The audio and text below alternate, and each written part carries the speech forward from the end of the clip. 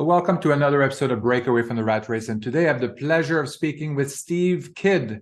Steve is a best-selling author and also an entrepreneur, business coach, and radio show host. Along with other samples, he has a series of 10 books, Thriving Success, where he shows the reader how to showcase their talent and guides them through a journey. And starting with having a passion and love for what they do, followed by the challenges they might face in the process of becoming successful. He also has a radio show called Thriving Entrepreneur, which has been broadcasting for almost 8 years and has aired more than 350 episodes. Steve's mission in life is to spotlight amazing, heart-centered individuals and help them be successful authors and bestseller.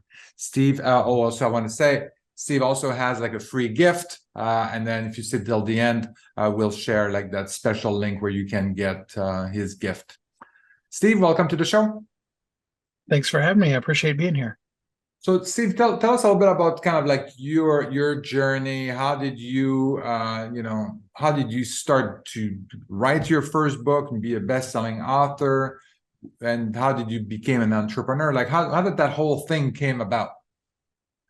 It's actually a kind of fun story. Way back when I was 5 years old, my parents had purchased some holiday cards and napkins for my brothers to sell. My brothers are 5 and 7 years older than me. And they quickly decided that sales was not something that they enjoyed. And so I, being the naive 5-year-old that I was, said, "Can I sell them?" My brother tells me now that it was quite annoying because they would tell me that they went to that house already and the people said no, and then I would go back to that same house and I would come out with having sold something to them. Now there's nothing quite like the power of the cuteness when you're 5 to make selling a little easier, but I've been in sales literally my whole life since. I was a sales manager by 19, and then we did our first book. I've been in a marketing company all of my adult life, in internet marketing since before we even called it the internet. And then in 2007, we wrote our first book. It became, quite by accident, we didn't really know what we were doing back then, but it became the #1 movie-related travel guide selling on Amazon. And that was pretty cool. And from that is where we learned the power of not just a book, but a bestseller. And so we began to work with our marketing clients. Most of them were multi-million-dollar clients who we were working with individually, one-on-one, very exclusive, high-level executive coaching. We needed, in order to maximize their marketing, we needed to be able to use the phrase best-selling author. Didn't matter what genre they were in, what niche, what they were doing in this life. We needed that phrase in order for them to have the maximum marketing potential.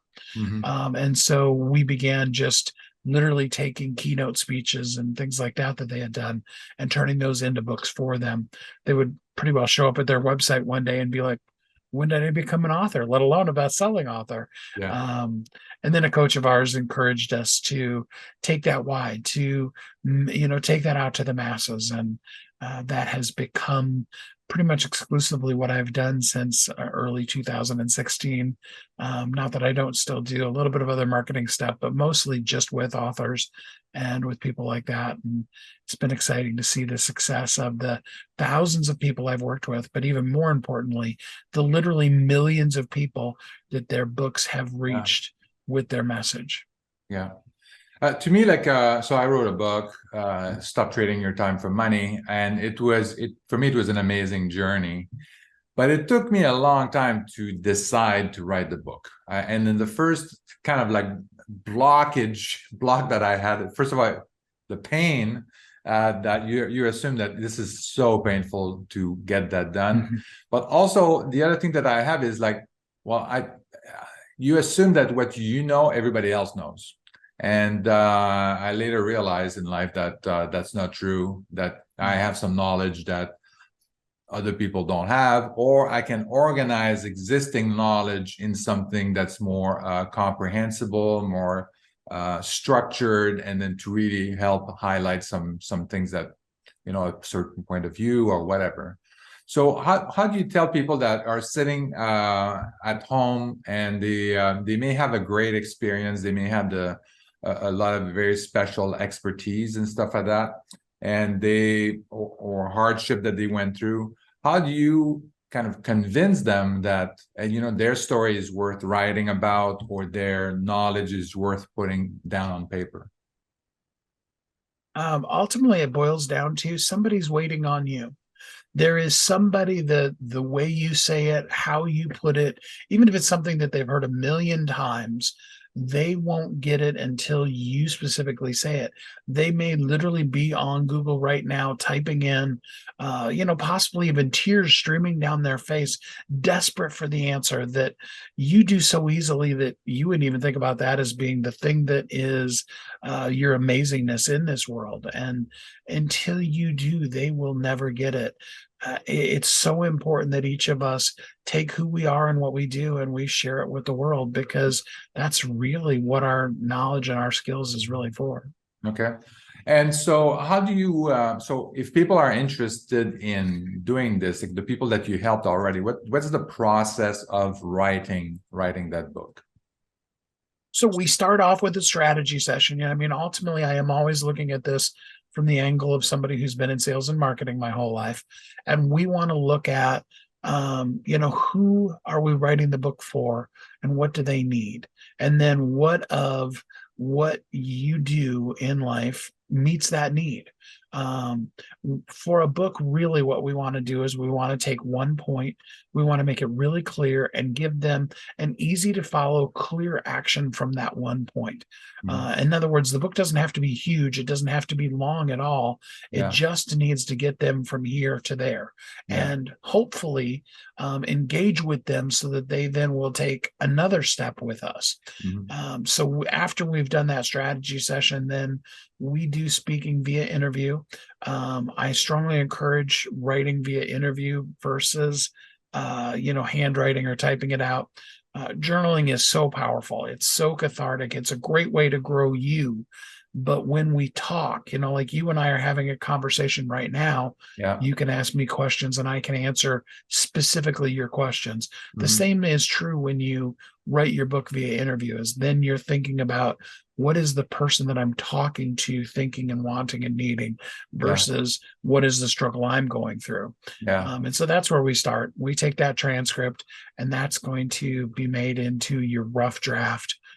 From there, it's going to go to a story development editor that's going to say, hey, you were telling us the story about Aunt Jan and you never finished. What happened to Aunt Jan? We got to know what happened to Aunt Jan, and those kind of things, so that we develop the story before we worry about, punctuation, spelling, grammar. Are the commas in the right place? Did we use there when we really meant the other there?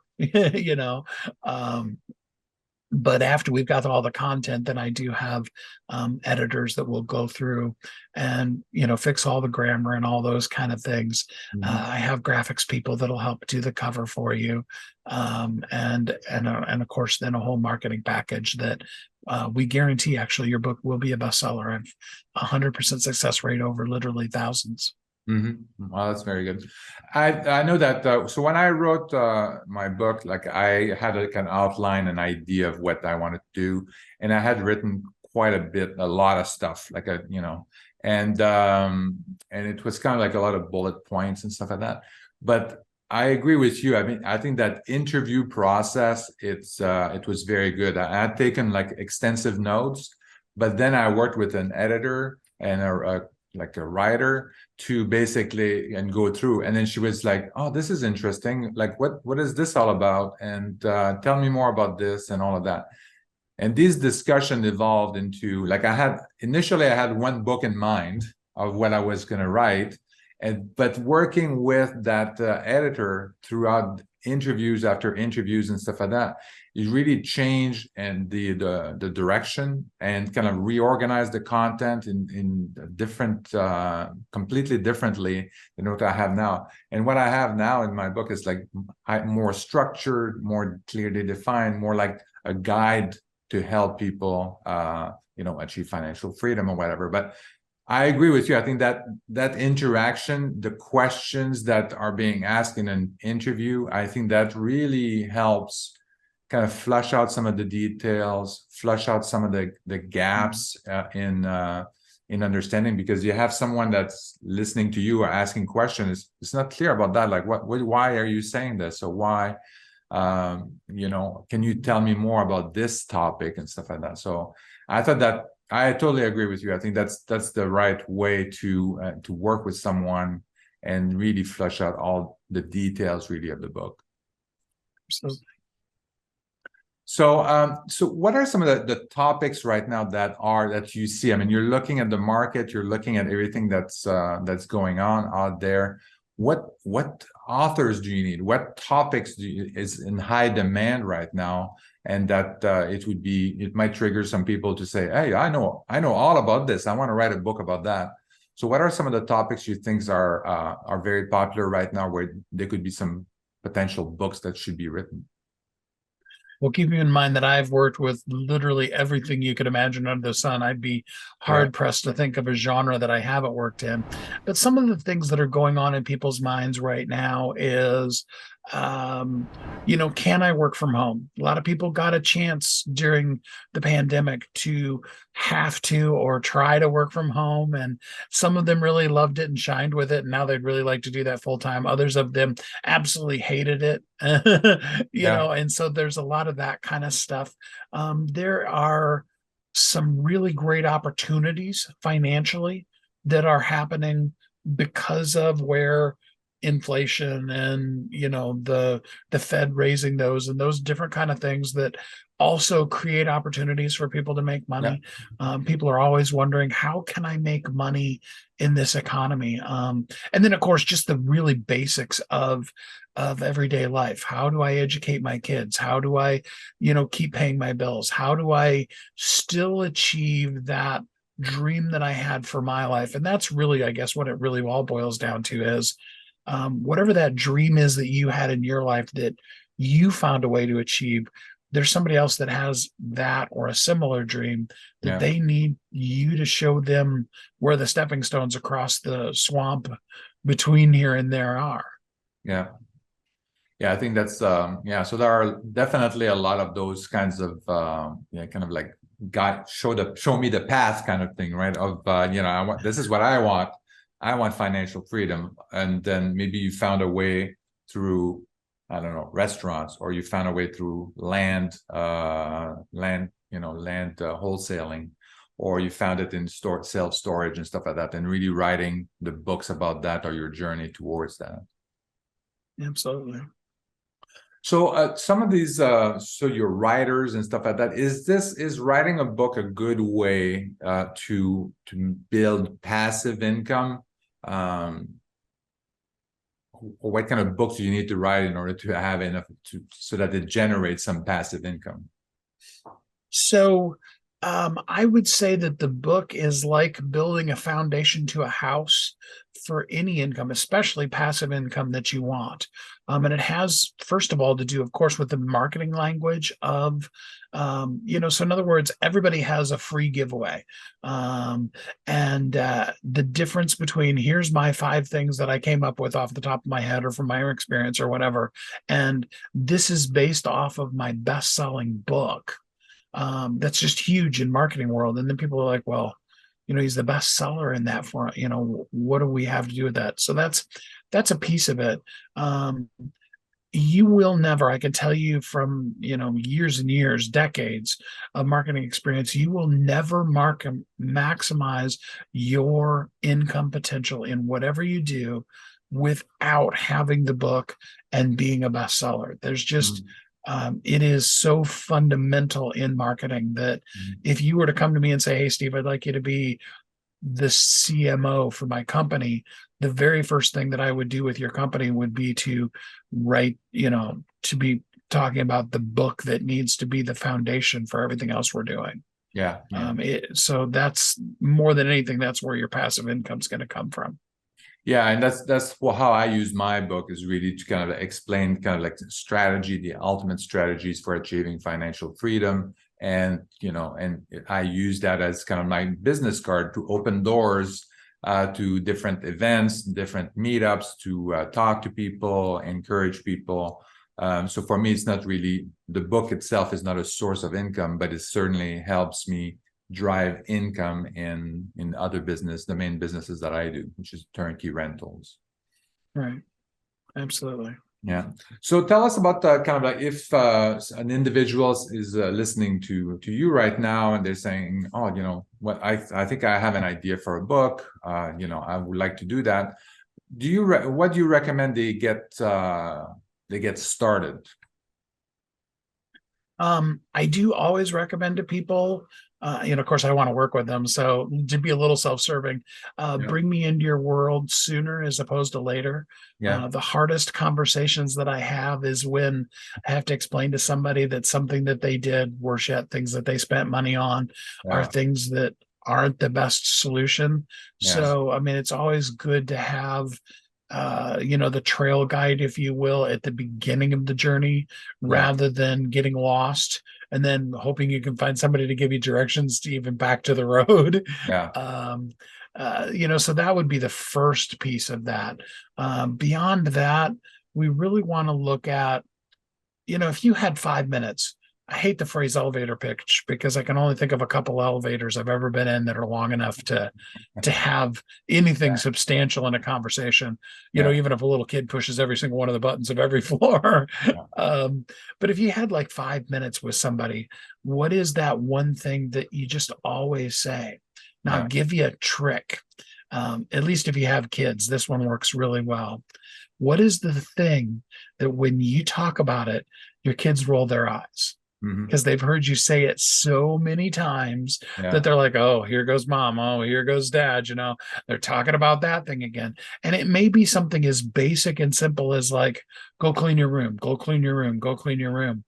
But there is something deep in, why do you want a child? Why do you make your child clean their room? Why is homework important to you? Why is doing the dishes important to you?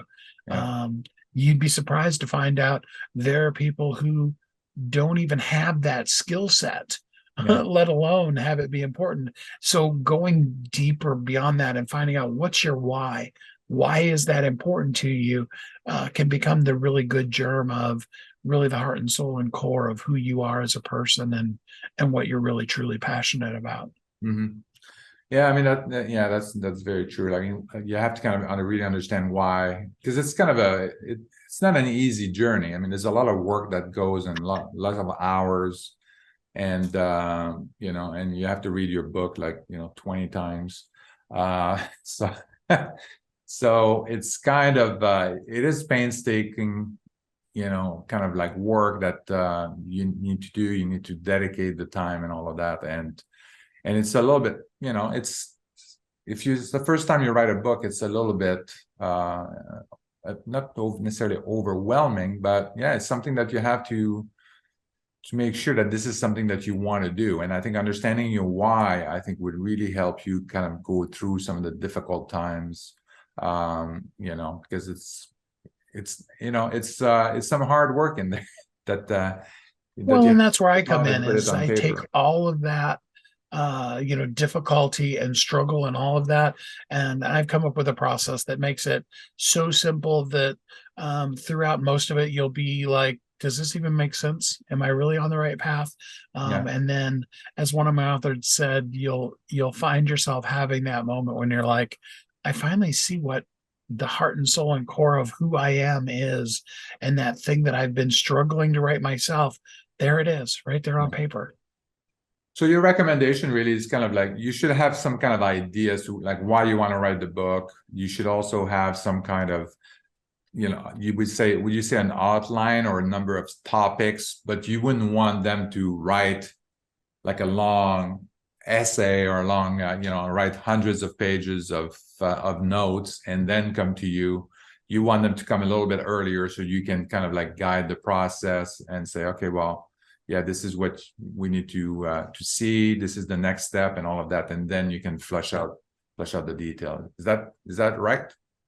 Oh yeah, in a perfect world, actually, when you are at the stage where you want to write a book and you have no idea what you want to write about, that's the perfect time, because then we can help guide you through that versus going through all of that struggle that you were just talking about, having notes and bullet points and all of those kind of things.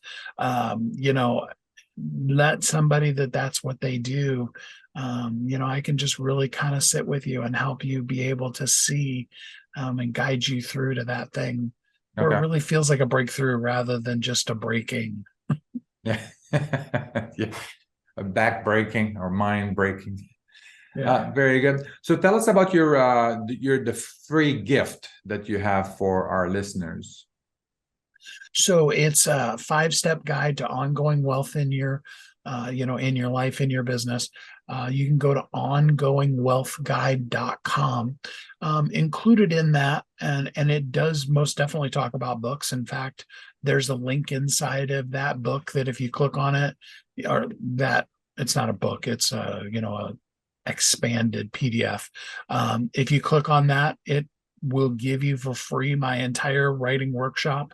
I have folks that just from that workshop, they've written more than a dozen books that I know of. Wow. It is based on my latest #1 international best-selling book called Bestseller is Only the Beginning.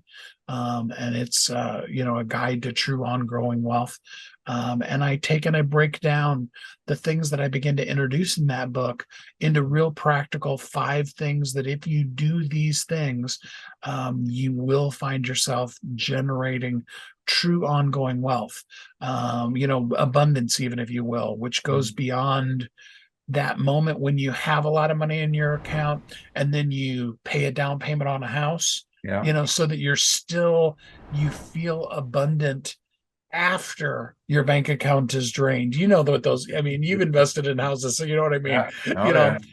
If just the numbers in your bank account was what it meant to be wealthy, every time you bought one of those houses, you'd be, you'd think negative things about yourself. But this is about more than that, and about that really having abundance flow in your life constantly. Wow, that's very good. And what is that link again? ongoingwealthguide.com. Okay, so make sure I have that in the show note.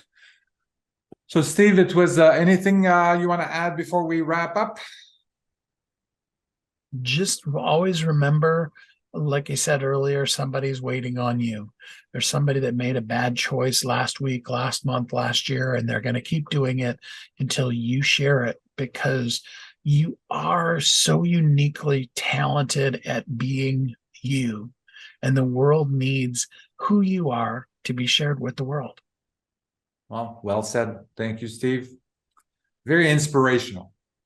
So thank you for your time. Really appreciate it.